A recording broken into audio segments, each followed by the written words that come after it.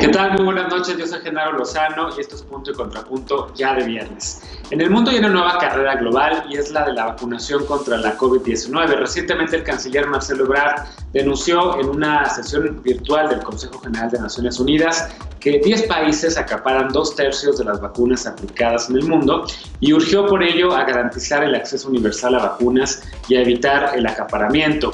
Eso mientras que en México se reanudaron las llegadas de vacunas de Pfizer, así como iniciaron también las llegadas de vacunas de CanSino, Sinovac, Sputnik y de AstraZeneca. Y con ello se reactivó el Programa Nacional de Vacunación después de 3 difíciles semanas de desabasto global.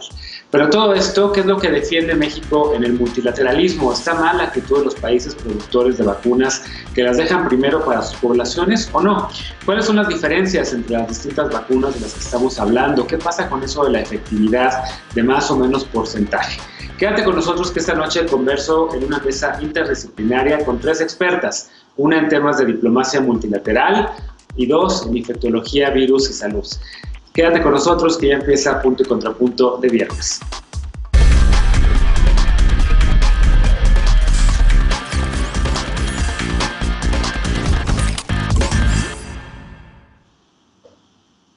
Hay vacunas, pero no para todas, no para todos. La pandemia que hasta ahora ha causado 110 millones de contagios y casi 2,5 millones de muertes en el mundo, ha desatado también los nacionalismos.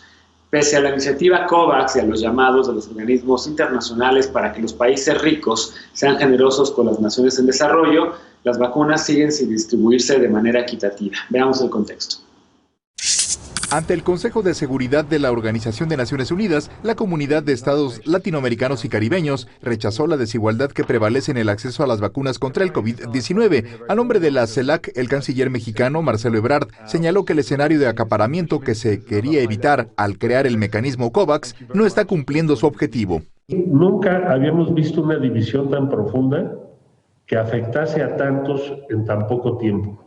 La Organización Mundial de la Salud informó el pasado 10 de febrero que de los 128 millones de dosis administradas en el mundo, hasta ese momento, más del 75% se aplicó solo en 10 países, mientras que 2.500 millones de personas que habitan en 130 países todavía no reciben ni una dosis de inmunización. Esta situación tendrá altos costos para todos los países del mundo, pues la falta de inmunizaciones permitirá que el virus siga mutando en nuevas variantes que incrementarán los contagios. El director de la OMS, Tedros Adhanom Ghebreyesus, ha señalado que la distribución equitativa de vacunas no solo es un imperativo moral, sino estratégico y económico. Según un estudio de la Fundación de Investigación de la Cámara de Comercio Internacional, la economía mundial puede perder hasta $9.2 billones si los gobiernos no garantizan el acceso a las vacunas para las economías en desarrollo. Desde agosto, la OMS advirtió el surgimiento de un nacionalismo de vacunas atribuido al exceso de demanda y señaló que necesita $100,000 millones para universalizar las herramientas de respuesta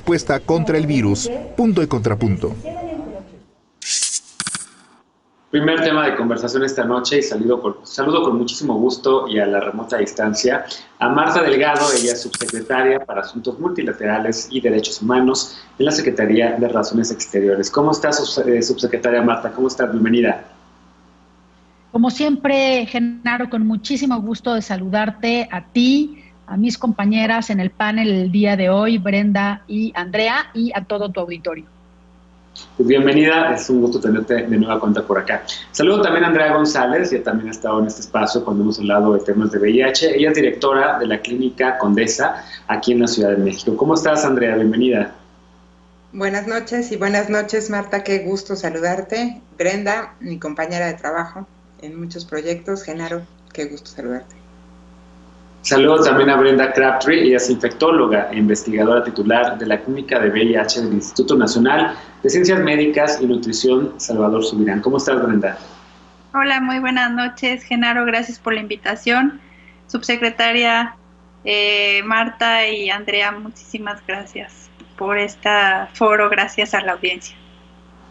A mí al contrario me da mucho gusto recibirlas a las 3, la verdad es que estoy muy emocionado porque son 3 mujeres que han estado trabajando prácticamente ya un año prácticamente creo que gran parte del trabajo que hacen todos los días se dedica a analizar, a pensar y a ejecutar temas que tienen que ver con la pandemia. En el caso tuyo, Marta, y empiezo contigo, pues la labor tan titánica que ha hecho la Cancillería, la diplomacia multilateral, para buscar de donde sea, de todos los países, de todos los productores, las vacunas que ahora estamos viendo, como bien decía el canciller Marcelo Ebrard, pues un acaparamiento de los países productores, un acaparamiento que está afectando a pues muchos países. La mayoría del mundo no ha recibido ni siquiera una sola dosis, ¿no? ¿Qué decir de todo esto?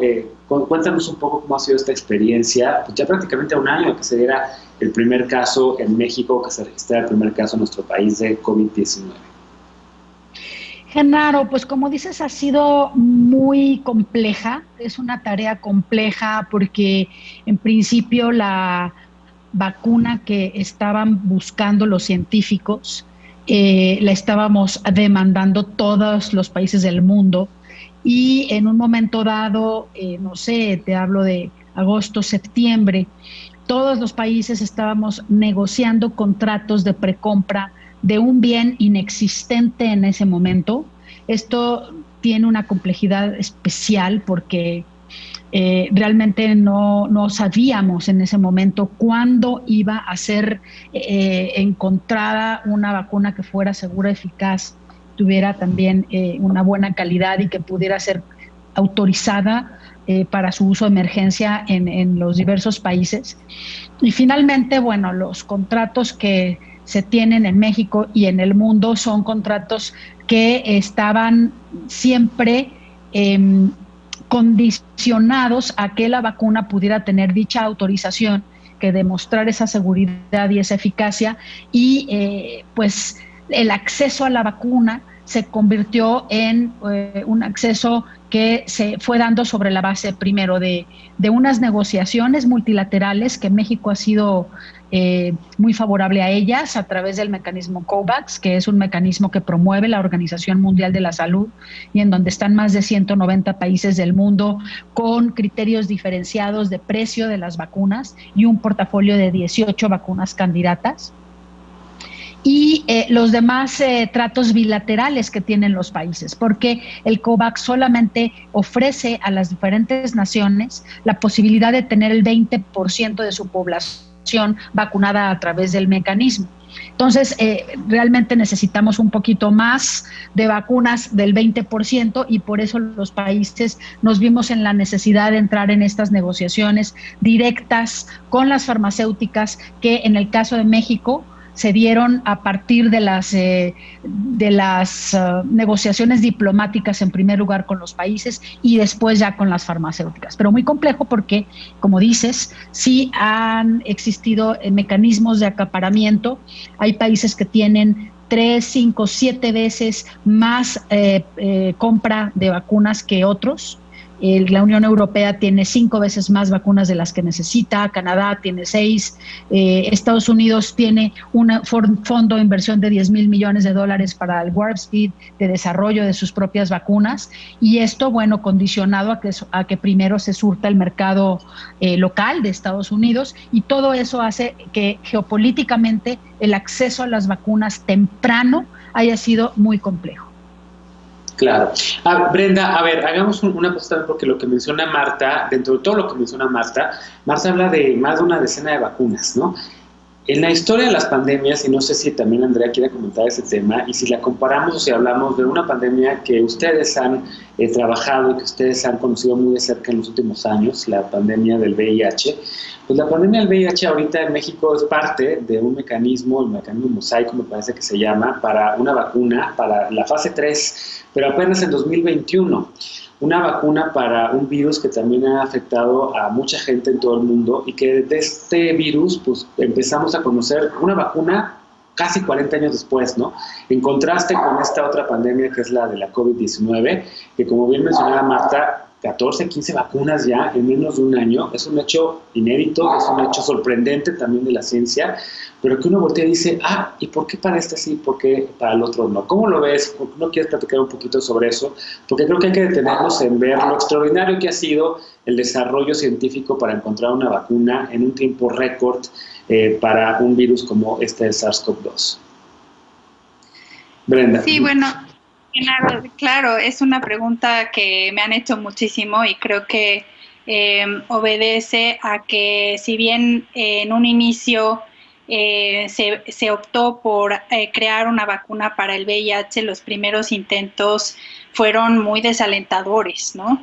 Entonces, esto a la par de la generación de cada vez mejores antirretrovirales, hizo que, bueno, pues que se enfocaran mucho los esfuerzos hacia controlar la enfermedad, hacer que las personas se convirtieran en una enfermedad que ya no fuera mortal y que pudiera ser crónica, ¿no?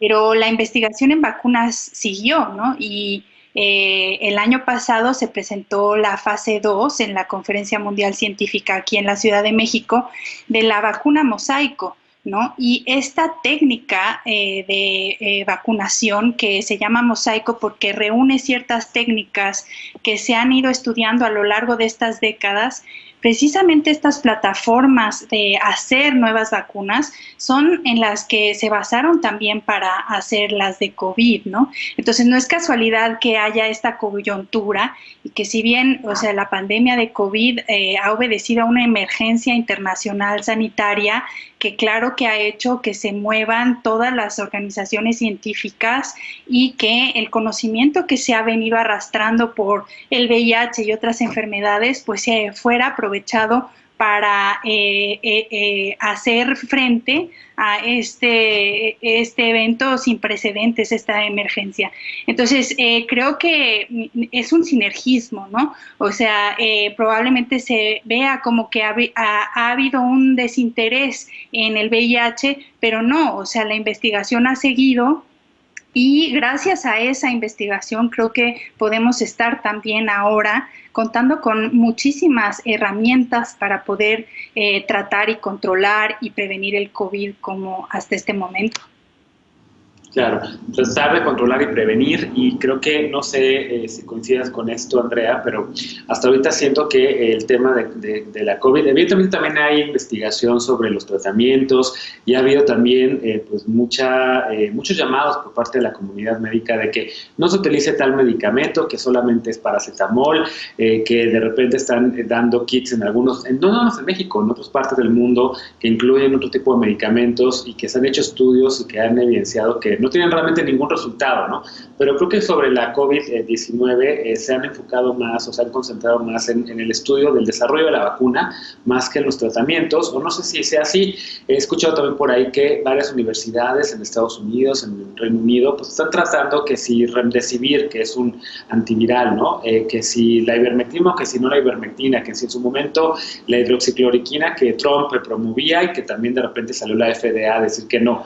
Ha habido como toda una guerra también de desinformación en torno a qué es lo que funciona, a qué es lo que sirve para tratar a las personas que están convaleciendo de COVID-19.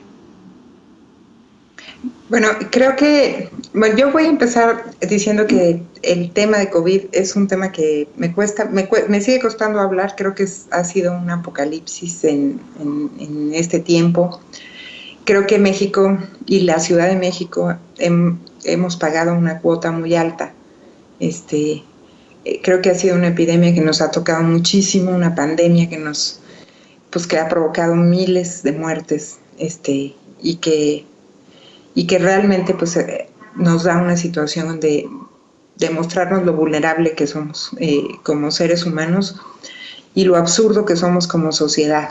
O sea, todas las derrotas sociales que tenemos para enfrentar con odio y con pleitos una pandemia. Entonces yo quiero aprovechar, la verdad, para agradecerle a Marta el esfuerzo pues de la Secretaría de Relaciones, pero sé que es suyo personal, porque hoy México tiene prácticamente contratos con todas las vacunas importantes, excepto la imposible porque no se vende fuera de Estados Unidos, pero tenemos prácticamente contratos y negociaciones con todas las vacunas disponibles que tienen eficacia y que nos van a permitir hacer una parte que me parece que es la más importante, que es reducir la mortalidad.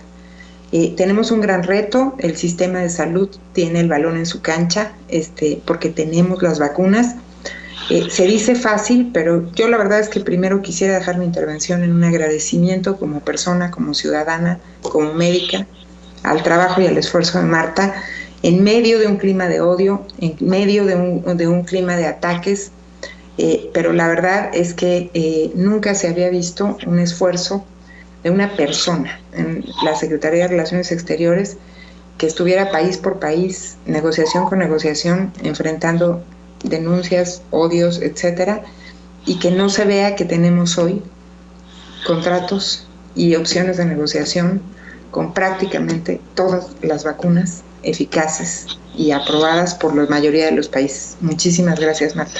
Yo quisiera dejar en mi primera intervención ahí.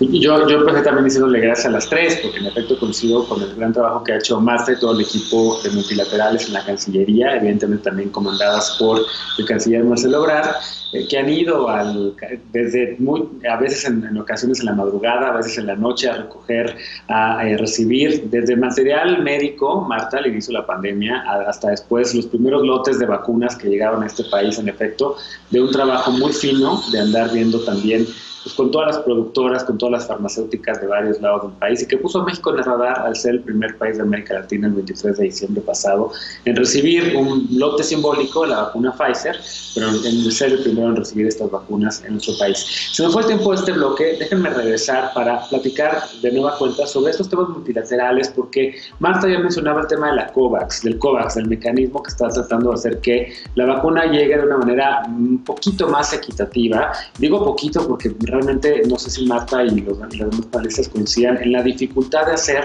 que los países que producen estas vacunas realmente las suelten y que haya una producción masiva para toda la humanidad, pero este mecanismo COVAX está tratando un poquito de nivelar un poco el acceso del mundo a esta vacuna. Déjenme hacer una pausa y regresamos después de esta para platicar de este mecanismo y los esfuerzos que está haciendo México también para que países de Latinoamérica y Centroamérica tengan acceso también a estas vacunas. Regresamos después de la pausa. Esto es Punto y Contrapunto. No te vayas.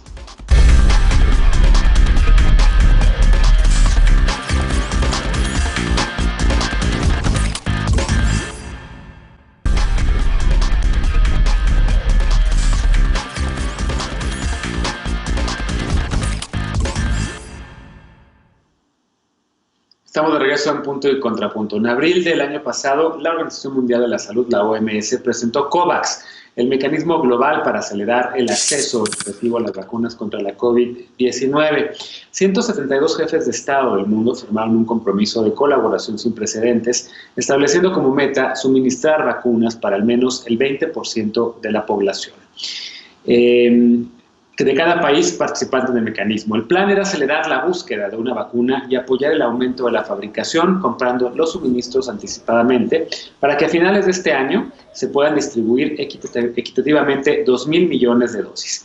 Así se garantizaría que todos los países participantes, sin importar su nivel de ingresos, tengan el mismo acceso.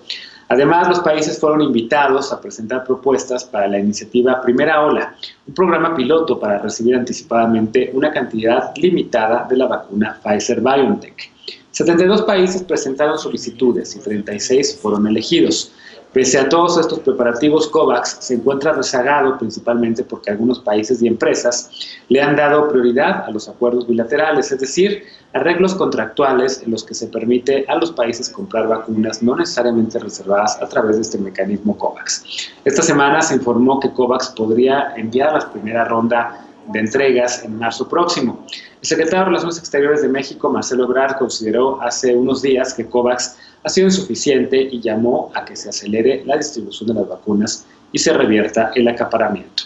Veamos qué opina la mesa de estos temas. Marta, en efecto, vimos recientemente al canciller Marcelo Ebrard en una sesión virtual con el Consejo General de Naciones Unidas, con el Consejo de Seguridad de Naciones Unidas, hablando sobre esta distribución inequitativa y urgiendo a los países a que volteen a ver a las naciones que no han tenido acceso, mencionando un tema que ya decíamos, de que solamente 10 países están acaparando el dos tercios hasta ahorita de estas vacunas. Decía Andrea en el bloque anterior que hay una vacuna que no puede ser vendida, que creo que es la de Moderna, por parte de Estados Unidos, que no han permitido todavía su distribución y ha presentado a lo largo de los meses el portafolio de las vacunas que México ya está empezando a recibir, entre ellas AstraZeneca, Pfizer-BioNTech, CanSino, Sputnik V, Sinovac y también AstraZeneca del Serum Institute de la India, y a través de este mecanismo COVAX, también con un total de hasta 234 millones de dosis. Ha sido en efecto una labor titánica que te ha tocado a ti coordinar dentro de la Cancillería. ¿Qué más decir? ¿Cómo se puede romper lo que la misma organización Oxfam ha llamado vida en la que ahorita el virus ha hecho que el mundo sea mucho más inequitativo, llamando incluso a este virus el virus de la desigualdad? Muy importante. Bueno, muchas gracias primeramente, Andrea. De verdad muy generosa el reconocimiento, y es a un equipo, porque tenemos un equipo muy activo en la Cancillería. Tuve un equipo con Javier Gileta, Jorge Gutiérrez, Margarita Alcántara, Iker Jiménez, Diego de León, todos, cada uno era coordinador de una vacuna, de poderla traer, y bueno, tenemos un equipo, un buen liderazgo en el canciller Marcelo Ebrard, y eso ha hecho posible el acceso. La pregunta es muy interesante, Genaro, porque hoy precisamente me preguntaban que si la Unión Europea ha invertido más de 8 billones de euros en el mecanismo COVAX, si no era suficiente para garantizar un acceso equitativo. E incluso recientemente el presidente de los Estados Unidos, Biden, dijo que también iba a inyectar recursos al COVAX y que se iban a adherir. Y la inequidad no está siendo solamente económica para el acceso a las vacunas.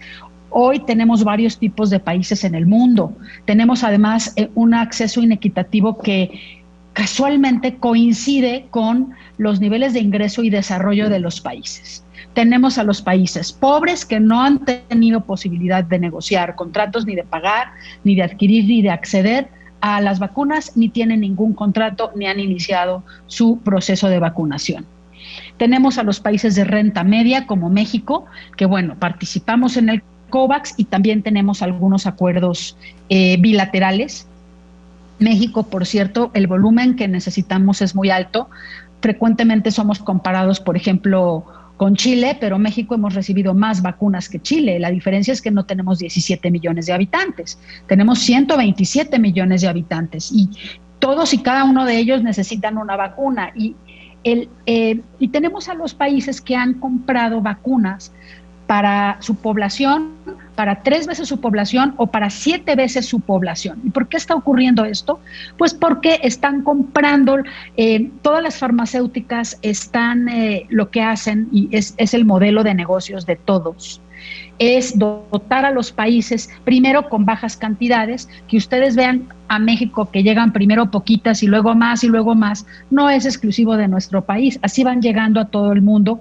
La producción de las vacunas es muy difícil y se va escalando en el tiempo. Entonces, los países que tienen más recursos y también que han desarrollado su propia vacuna y su propia ciencia y tecnología, pues van a tener primero las vacunas. Y la equidad de la que habla Ebrard es de que esa falta de acceso temprano es la que nos va a hacer diferencias en el desarrollo, en la posibilidad de recuperarnos económicamente, y eventualmente también es la que va a generar políticas de restricciones de viajes, de comercio, de migración en el futuro. Imagínense los países que ya son libres de COVID y los que no, ¿qué tipo de medidas van a tomar en el futuro? A eso estamos sujetos si no tenemos una equidad en el acceso a las vacunas.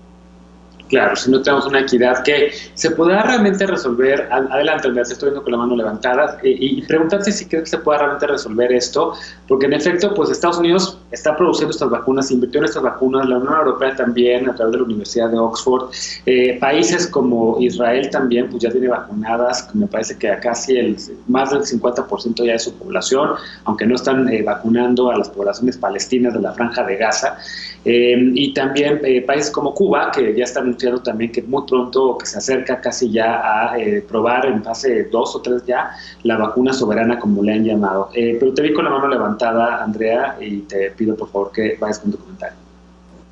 Yo quería tocar, con un enfoque del lado de salud, de lo que ha sido creo que el tema de inequidad en salud no es un tema nuevo. En VIH, por ejemplo, que lo comentabas al principio, que Brenda y yo estamos dedicadas a ese tema,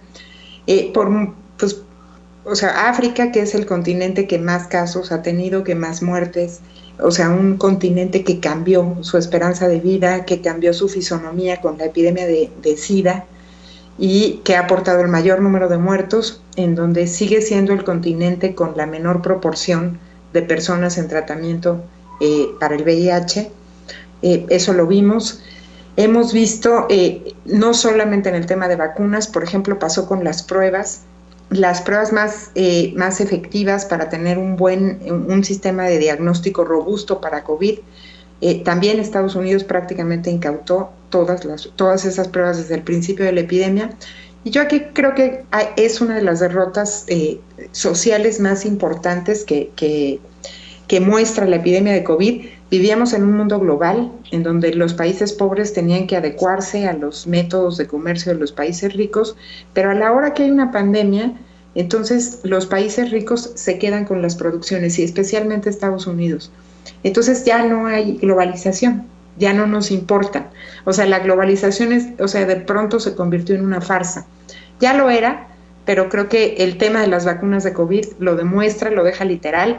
O sea, es decir, un país que tiene una política que es la globalización, es decir, igualdad económica para países desiguales, pero el día que lo que importan son las muertes de las personas, porque lo que cambia la vacuna, lo temprano que llegue la vacuna, es la reducción del número de muertes. Eso significa, o sea, de hecho creo que vamos a vivir con el COVID por mucho tiempo, aunque estuviéramos vacunados, aunque lleguen las vacunas, pero lo que sí reduce son las muertes, sobre todo si se utiliza un sistema de distribución equitativo y adecuado, epidemiológicamente correcto al interior de los países. Lo que vamos a reducir son las muertes. Y esta globalización, esta farsa de la globalización, lo que dice es los habitantes de los países ricos, las vidas de esos habitantes valen más que los de los países pobres. Entonces, creo que la inequidad en salud, insisto, la hemos vivido siempre, también en investigación. O sea, podemos ver que en esas epidemias en donde están afectados los países ricos hay mucha inversión, como el caso de COVID, pero, por ejemplo, si vemos los avances en tuberculosis, que están mucho más afectados los países pobres, hay muchísimo menos investigación. Entonces, la verdad es que esta inequidad es una historia, y creo que esta actitud de los países ricos y especialmente de Estados Unidos, lo que sí demuestra es que la teoría de la globalización era una farsa y era una mentira. En muchos sentidos coincido contigo, Andrea, pero Brenda, esta globalización también ha hecho que la COVID se haya esparcido de una manera mucho más rápida que otras pandemias, ¿no? Porque la conectividad del mundo, la gente que viaja en aviones, antes era pues a través de barcos como llegaban estas pandemias, ahora pues llegan prácticamente en cuestión de semanas, ¿no? Y en ese sentido ningún muro puede detener el avance de un virus. Pero ahora que Andrea decía, van a llegar las vacunas, ¿no? Y lo que va a bajar es la letalidad, lo que va a bajar es la mortandad de la gente, pero con la COVID y con el SARS-CoV-2 vamos a seguir. Tal vez es el primero de los muchos virus que vienen hacia el futuro, y ha habido mucha gente que ha estado advirtiendo sobre las próximas pandemias, que tienen que ver con muchas razones. Yo siempre digo también que con la manera en la que maltratamos y explotamos a los demás animales de este planeta. Pero, ¿qué decir del tema de las vacunas y esa efectividad? Porque justamente también me gustaría platicar con ustedes sobre ese tema, ¿no? Que si el 70% tiene una de efectividad, que si el 50%, ¿qué quiere decir eso? Que la gente no lo entienda, ¿no? Porque sé que, por ejemplo, Chile está apostando, y ahorita vamos a hablar en el siguiente bloque, justo sobre esas diferencias regionales, Brasil y Chile, que están apostando por vacunas como Sinovac, pero con estudios que de repente dicen 50% solamente de efectividad, ¿no? Y de repente dicen que la de Pfizer 93%, y salió el estudio de la Sputnik que 90 y tantos, ¿no? A ver, sí. ¿Por qué no nos cuentas qué es eso? Si gustas, yo respondo, Genaro. Mira, eso es muy importante lo que estás diciendo, porque sí me interesa que tu auditorio y todos los que puedan lo entiendan bien, porque quiero dejar claro que las vacunas que están aprobadas son realmente muy efectivas. O sea, como sale, por ejemplo, la de Pfizer y dicen tiene 90% de efectividad, y luego sale otra donde reportan, por ejemplo, entre 60 y 70%, la de AstraZeneca, las personas como que suelen decepcionarse, pero en realidad fíjense que la experiencia con influenza es que en realidad la efectividad que nosotros contamos con la vacuna de influenza va del 40 hasta el 60%. Pero lo que sí sabemos es que aquellos que están en terapia intensiva, requieren hospitalización y mueren, son aquellos que no se han vacunado. O sea, ¿qué quiere decir? Que una efectividad para infectarse no lo es todo, ¿sí? Entonces, lo que realmente previenen las vacunas es la enfermedad grave y la mortalidad, que es a lo que Andrea se refería. Y esto es importantísimo, porque si tú entre más pronto vacunes a muchas más personas, lo que vas a disminuir es la mortalidad, el colapso hospitalario, vas a desahogar el sistema de salud. Entonces, si bien estamos viendo diferentes porcentajes de efectividades, en realidad todas las vacunas son realmente efectivas. La Organización Mundial de la Salud lo que pide es que las vacunas deben de tener una efectividad al menos del 50% y con un rango que vaya entre 30 y como mínimo el 30%. Pero eso es para adquirir la infección, pero no necesariamente estamos hablando de enfermedad sintomática, enfermedad grave y mortalidad. Y todas las vacunas que están aprobadas actualmente después de haberse analizado en la fase 3, todas estas lo que reducen primordialmente es la enfermedad grave y sobre todo la mortalidad.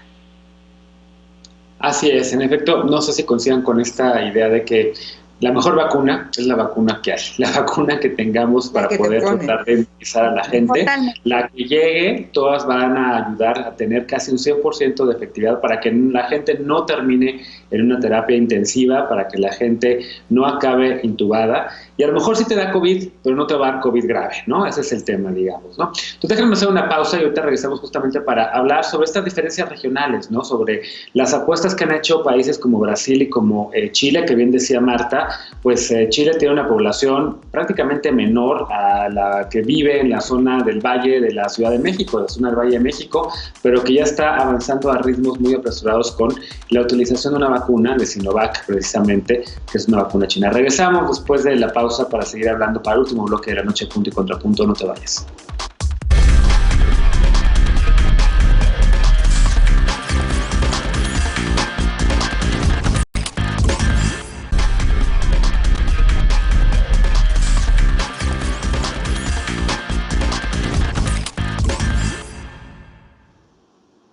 Estamos de regreso a un punto y contrapunto para el último bloque de la noche. América Latina es tal vez la región más golpeada por la COVID-19 en el mundo. Hay países en la región donde aún no se aplica ni una sola dosis, ni una sola vacuna. En otros casos, la inmunización se ha usado con fines electorales o bien se han descubierto aplicaciones irregulares. Como en el caso del Perú, donde 487 exfuncionarios y funcionarios de gobierno se vacunaron a espaldas de todo un país, en el llamado Vacunagate. ¿Cómo va la carrera de las vacunas en América Latina? Veamos el contexto. El Salvador informó esta semana que recibió sus primeras 20,000 vacunas AstraZeneca contra el coronavirus. Las autoridades no informaron cuántas compraron en total, además de las que recibirán del programa piloto de mecanismo COVAX, junto con Colombia, Bolivia y Perú, ni tampoco se ha presentado una estrategia de vacunación. En Centroamérica, Costa Rica empezó a vacunar al personal médico el 24 de diciembre y Panamá recibió 12,000 unidades en enero. Guatemala, Honduras y Nicaragua aún no han recibido ninguna inmunización. En Sudamérica, Uruguay es el único país que tampoco ha aplicado vacunas, luego de que Paraguay recibió 4,000 de la Sputnik esta semana y Colombia 50,000 de Pfizer-BioNTech. Venezuela, que ha señalado que no puede adquirir muchas vacunas debido al bloqueo estadounidense de sus recursos, compró 10 millones de Sputnik, de las que recibió las primeras 100,000 hace unos días. Argentina, Brasil, Chile y México son los países latinoamericanos que han aplicado más inmunizaciones, aunque México fue el primero en acceder a las vacunas según el registro de la Universidad Johns Hopkins. Chile va a la cabeza por la cantidad de dosis aplicadas. Inició la vacunación a su población adulta mayor el 3 de febrero y a la fecha 2.375.000 personas han recibido una primera dosis. Según la Universidad de Oxford, Chile tiene la quinta tasa de vacunación más alta en el mundo. Distintos análisis atribuyen el éxito a un sólido sistema de vacunación, ya que apostó por comprar a varias farmacéuticas, BioNTech, Pfizer, AstraZeneca, Johnson & Johnson y la china Sinovac, con la que acordó acceso preferencial a cambio de realizar ensayos. Punto y contrapunto. Bueno, último bloque de la noche, en efecto, vamos a tratar de hablar un poco de manera comparada con lo que está ocurriendo con la vacunación en América Latina. Empiezo contigo ahora, Brenda, porque decíamos en el corte anterior que países como Chile han apostado por la vacuna Sinovac, países como Argentina por la Sputnik, y también, por cierto, hay ya notas periodísticas de entrada, al inicio de cuando empezaron a llegar las primeras dosis de la Sputnik a Argentina, de un grupo de médicos que rechazaban ponerse esa vacuna porque incluso por ahí recuperaban alguna frase del presidente Vladimir Putin de que él no se le iba a poner porque todavía no había fase 3, que él no se le iba a poner porque no estaba recomendada inicialmente para personas de más de 60 años, pero luego vino la recomendación de Lancet, esta prestigiosa revista médica, no recomendación, pero sí que recuperaba los estudios de fase 3, que decía, es buenísima esta vacuna prácticamente, ¿no? O la vacuna que están utilizando en Chile, la Sinovac, ¿no? Aquí en México tenemos, de acuerdo con Cancillería, Sinovac, AstraZeneca, Sputnik, CanSino, Pfizer y el mecanismo de COVAX, que me parece que va a ser AstraZeneca también en ese, si no estoy mal. ¿Cómo ves todas estas diferencias entre las vacunas? ¿Te parece, qué nos dice, digamos, que algunos países de América Latina decidan apostarle o decidieron apostarle primero a una vacuna china y otros como México, pues las vacunas occidentales, las vacunas desarrolladas en Europa y en Estados Unidos? Pues mira, yo como lo entiendo es que, por ejemplo, en Chile, que estoy un poco más enterada, porque tengo más colegas con los que estoy más informada, es que ellos llevaron a cabo los ensayos clínicos de tercera fase de la Sinovac y fue así como amarraron la negociación para que se aplicara allá. Y bueno, la Sinovac es una vacuna de virus inactivado, o sea, tiene una porción pequeña de un virus que no causa del virus del COVID, pero no causa enfermedad, pero sí es lo suficientemente inmunogénica como para generar una buena protección que va del 50 al 90%, ¿no? Entonces, ellos, además de eso, están aplicando la de Pfizer hasta este momento, pero tienen otras negociaciones. Entonces, ellos, el sistema que han tenido ha sido muy eficaz, pero efectivamente no tienen tantos habitantes, o sea, como ya bien Marta señalaba, pues el reto para nosotros es mucho mayor, ¿no? Creo que ellos llevan un contador de vacunación que hace ver a la población de manera diaria cuál ha sido el porcentaje de vacunación y dónde están las brechas que hay que cubrir. Entonces, me parece que ese es un modelo interesante. Creo que lo que ha pasado con la vacuna rusa es que ha habido un prejuicio, ¿no?, alrededor de ella. Sin embargo, pues ha cumplido con todos los requerimientos, ¿no? La publicación en Lancet es totalmente convincente y ha pasado por los órganos regulatorios tanto aquí en México como en los países en donde se ha decidido utilizar esa vacuna, con lo cual, pues tener una opción más siempre va a ser de utilidad, evidentemente.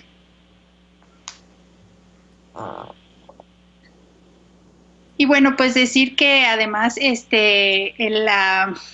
entre más opciones tengamos, pues cualquiera que te pongas, creo que eso lo único que va a hacer es que disminuya la mortalidad y la enfermedad grave por COVID. Entonces, no importa qué vacuna tengas, lo importante es vacunarse. Así es, en efecto, como hacemos hace rato, creo que la mejor vacuna es la vacuna que hay. Y también acá se han dado, Andrea, de repente, pues también cuestionamientos en torno a algunas vacunas, ¿no? Hay quien decía, sobre todo en la clase política, y me parece que en algunos estados, que están diciendo, no, yo solamente quiero que llegue esta vacuna, solamente queremos de esta otra.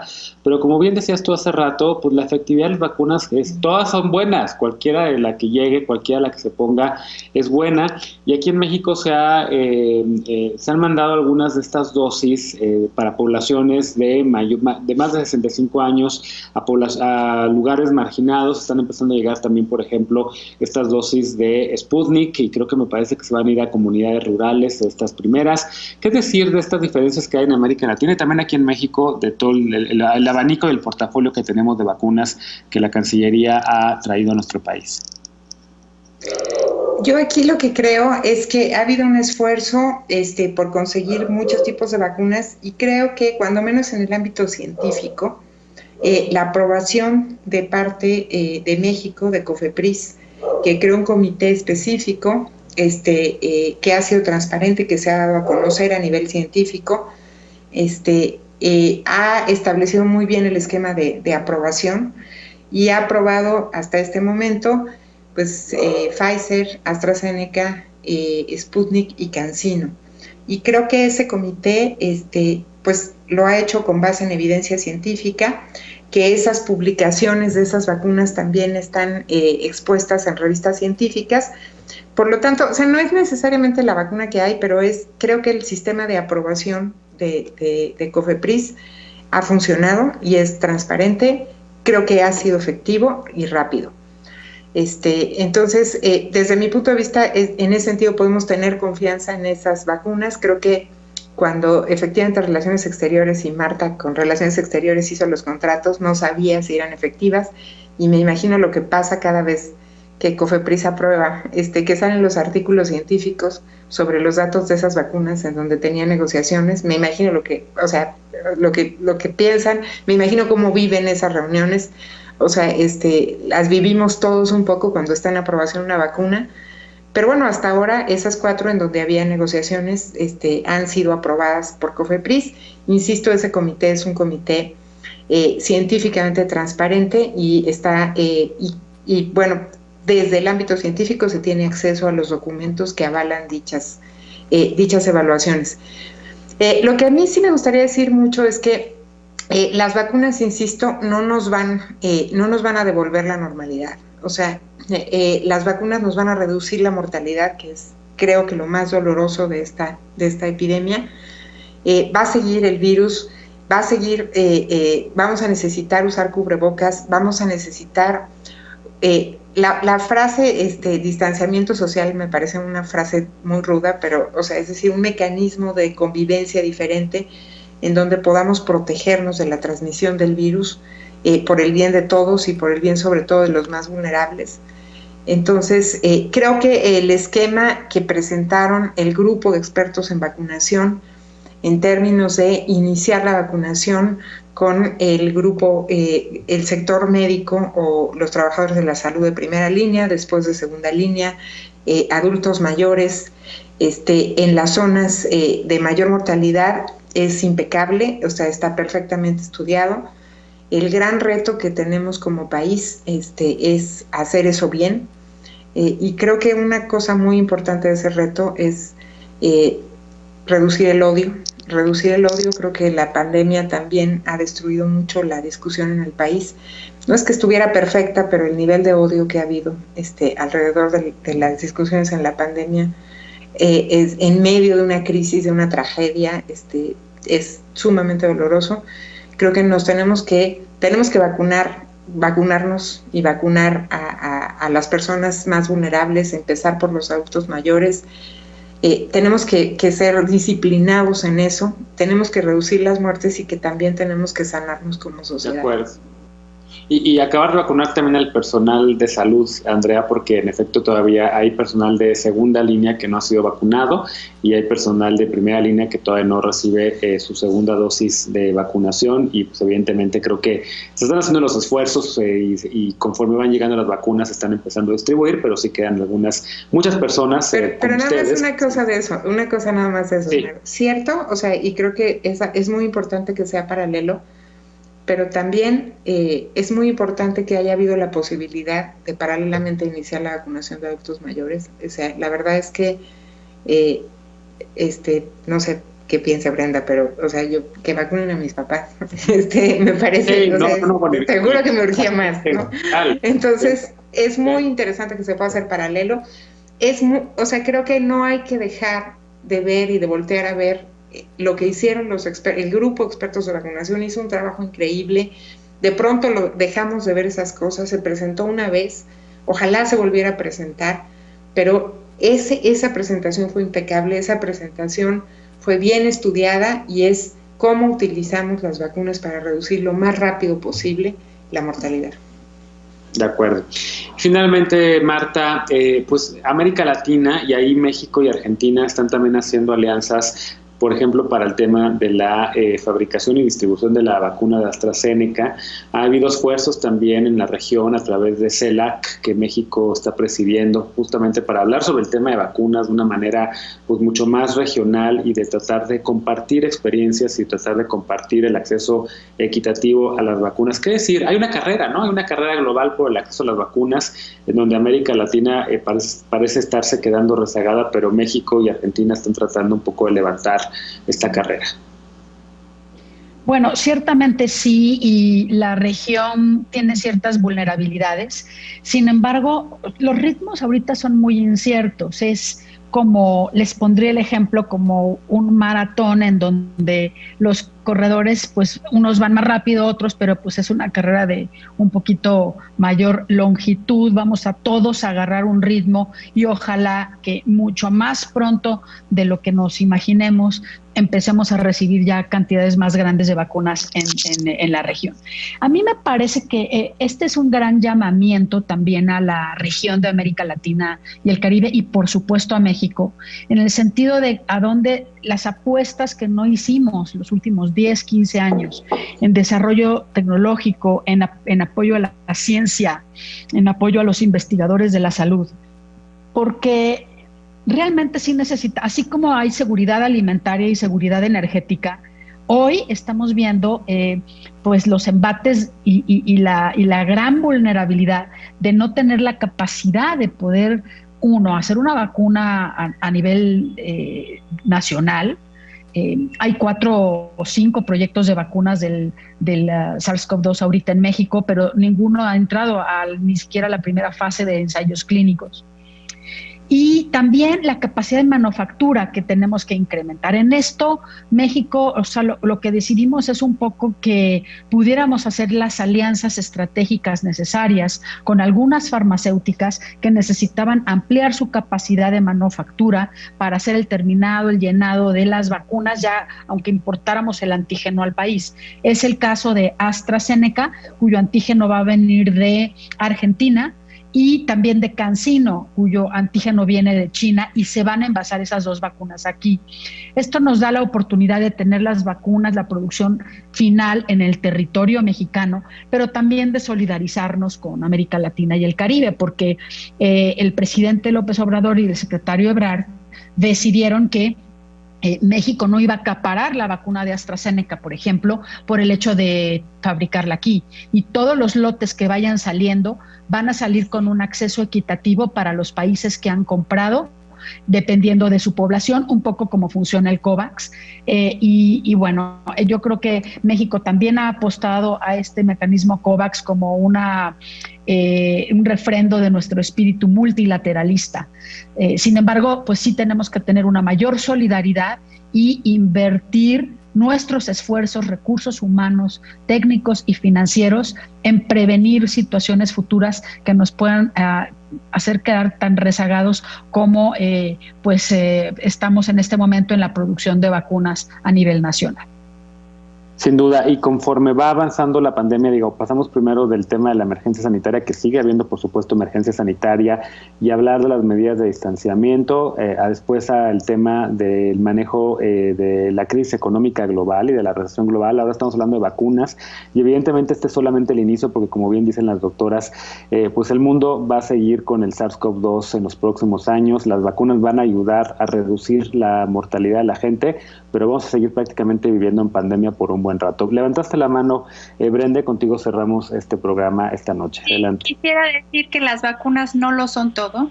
Hay ciertos antivirales que están estudiándose y que si bien han estado rezagados, creo que es una buen momento de decir que hay varios antivirales como Favipiravir, Molnupiravir, que están en fases clínicas de investigación, pero que pronto tendremos la información, igual en algunos meses, que serán otras herramientas para poder controlar esto y que desde luego serán de beneficio.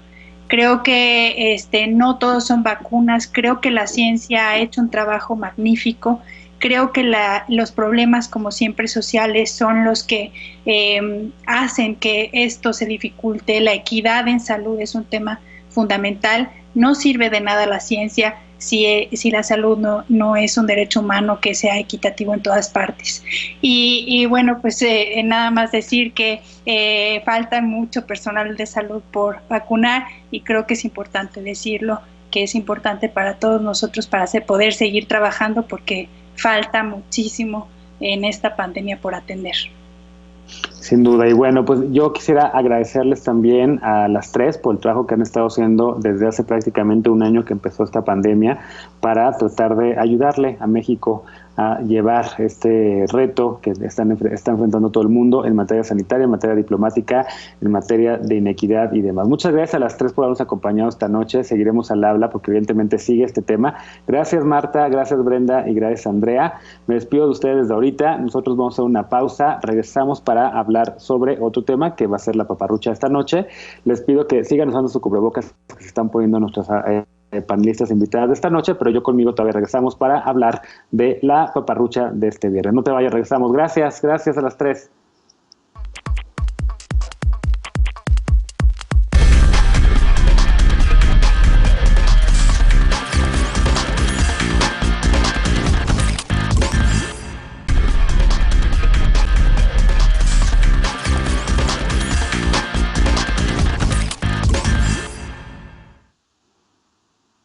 Estamos de regreso ya para despedirnos con la paparrucha de este viernes. Durante la pandemia hemos visto surgir muchas curas milagro para combatir la COVID-19, pero estos remedios no son producto de las benditas redes sociales, han existido siempre. Tal es el caso de la caipirinha. Así es, resulta que la bebida emblemática de Brasil supuestamente fue inventada para curar la influenza ocasionada por el virus H1N1, la llamada gripe española. El Instituto Brasileño de la Cachaza, el aguardiente base para esta bebida, confirmó que la bebida sí surgió durante esa pandemia, pero no fue reconocida como un tratamiento. En Brasil ya existía un menjunje a base de miel, ajo y limón que se utilizaba como remedio para la gripe estacional. Con la llegada del virus se le agregó cachaza para potenciar sus efectos y lo que se potenció fue el gusto por la bebida. Con el tiempo se eliminó el ajo de la receta y se añadió azúcar en lugar de la miel, y así fue como nació la famosísima caipirinha. Muy parecida, por cierto, a la mezcla de tequila, limón y miel, tan recomendada en México para la gripe común.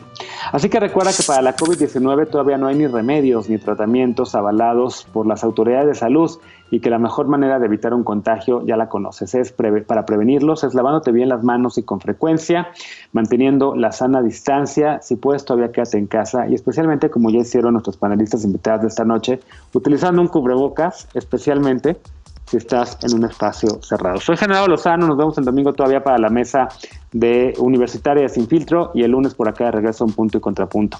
Gracias por habernos acompañado, bonita noche, bonito fin de semana.